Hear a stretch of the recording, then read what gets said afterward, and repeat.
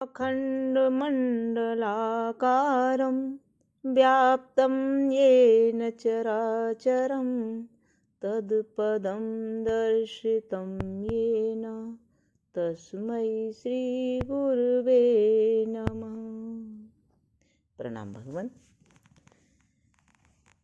आत्मदर्शी बाबा नगीना साहब बेदी द्वारा कृत वेदान वचन अद्भुत ग्रंथ भगवान ज्ञान कांड चल रहा है और इसमें भगवान अध्याय चल रहा है ज्ञान कांड का चतुर्थ, और आज इसका एपिसोड है भगवान 29। हे राजन, तू प्रत्येक विशेष आनंद को इस पूर्ण आनंद से जांच कर देख ले। छोटे से बड़े तक, मनुष्य से लेकर ब्रह्मलोक तक, प्रत्येक का आनंद पूर्णानंद के भीतर सम्मिलित है, क्योंकि वह जो कामना करता है और पाता है उसी के समान होता है जो नहीं चाहता और नहीं पाता है। जैसे जिसे प्यास है, यदि पानी पाता है तो उसी के अनुसार होता है, जिसे प्यास नहीं, पानी नहीं पाता है। कल्पना करो कि मनुष्य संसार में चक्रवर्ती राज्य मांगता है, यदि उसे मिले तो उसी के समान है उसे, और जो उसे नहीं चाहता वरन मिले भी तो नहीं लेता। इसी कारण यूनान का सम्राट सिकंदर और भारत का ज्ञानी परमहंस एक समान है। वह तो न मिलने में कष्ट मानता है और यह मिलने में बखेड़ा जानता है इसमें भी समान है।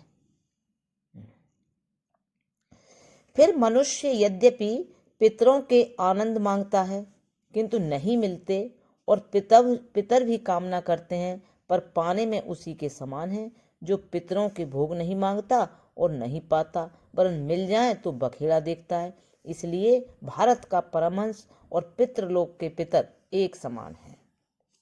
इसी तरह क्या प्रजापति क्या ब्रह्मा तक जो भोग हैं, भोगों की कामना करके उन्हें पाते हैं, और वह परमहंस उनकी कामना नहीं करता और नहीं पाता, वरन मिल जाए तो घबराता है। इसलिए क्या प्रजापति और क्या ब्रह्मा सब भारत के परमहंस के समान हैं।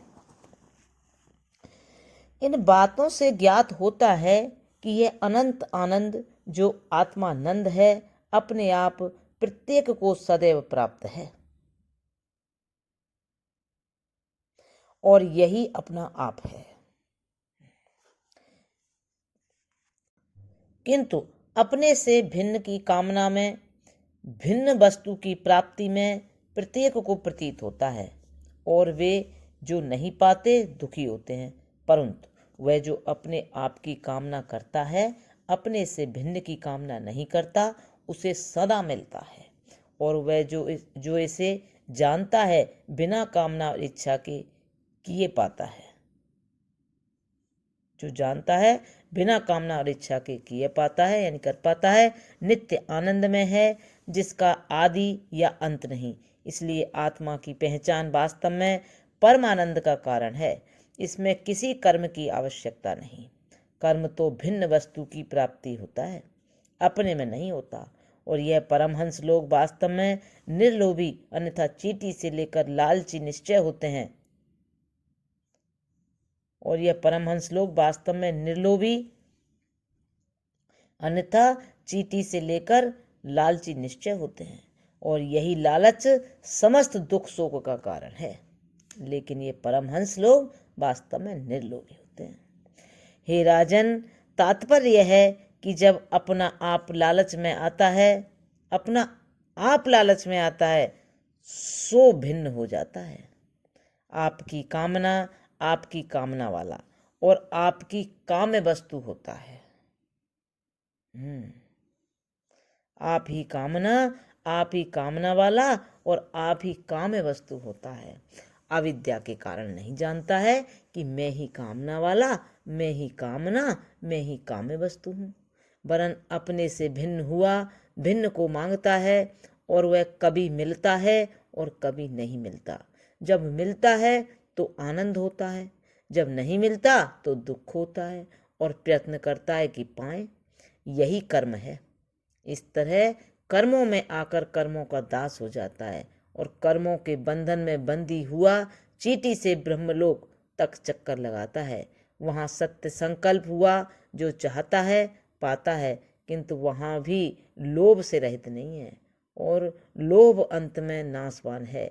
इसलिए समस्त भोग अपने से भिन्न अर्थात अनात्मा और नाशवान है, और वह जो निजानंद है नाशवान नहीं वरन नित्य है, ऐसा याज्ञवल्क्य ने कहा। तब राजा ने कहा, भगवान मैं 1000 गाय और देता हूँ, अभी कुछ और कहिए जिससे मैं मुक्ति पाऊं। यहाँ याज्ञवल्क्य जी कुछ रुक कर सोचने लगे कि राजा बुद्धिमान है, मेरा सब ज्ञान चाहता है, इसलिए कि योग्य शिष्य है, इसे देना चाहिए। इस रुकने के पश्चात याज्ञवल्क्य जी ने कहा, हे राजन, जिस तरह यह एक अकेला जागृत स्वप्न में नियम और विधान अनुसार आता जाता है, इसी तरह मृत्यु में इस शरीर से निकला दूसरे शरीर में जीवन के लिए आ जाता है और संसारी कहलाता है। वास्तव में असंग और असंसारी है। जिस तरह स्वप्न और जागृत मन के कारण इस एक अकेले में आरोपित होते हैं, इस कारण में आरोपित होते हैं, उसी तरह जन्म और मरण भी मन और प्राण के कारण इसमें कल्पित होते हैं। वास्तव में न तो वह जागता है और न मरता है, न जन्म लेता है।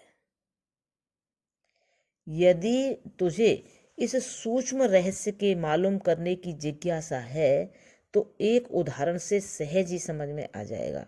वह यह है कि जिस तरह एक यात्री परलोक को जाता है, जिस तरह यात्री चलता हुआ अपना सामान, क्या चक्की, क्या ओखली, क्या मूसल, क्या छलनी, क्या सूप, क्या बर्तन, क्या खाने पीने और पहनने की वस्तुएं, सब की सब चीजें संदूक और पिटारियों में बंद करके एक छकड़े पर लादता है, इसी तरह यह जीवात्मा भी अपनी अगली पिछली जानकारियों और उनके साधनों अर्थात आँख, नाक, कान, रसना और मन सबको बंद करके उदान प्राण रूप छकड़े में लाता है और चल देता है।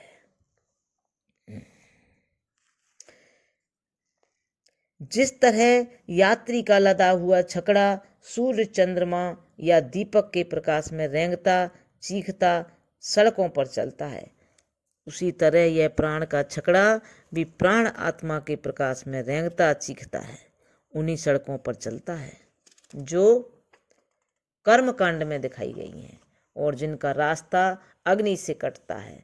इस छकड़े के चलने के कारण उस अकेले आत्मा में भी जन्म मरण संसार कल्पित होता है। वास्तव में वह इस गति और छकड़े की रेंज में साक्षी या दीपक है।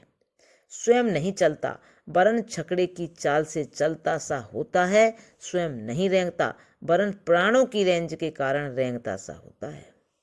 हे राजन, यह कब होता है और क्यों कर होता है, आप कान लगा कर सुनिए।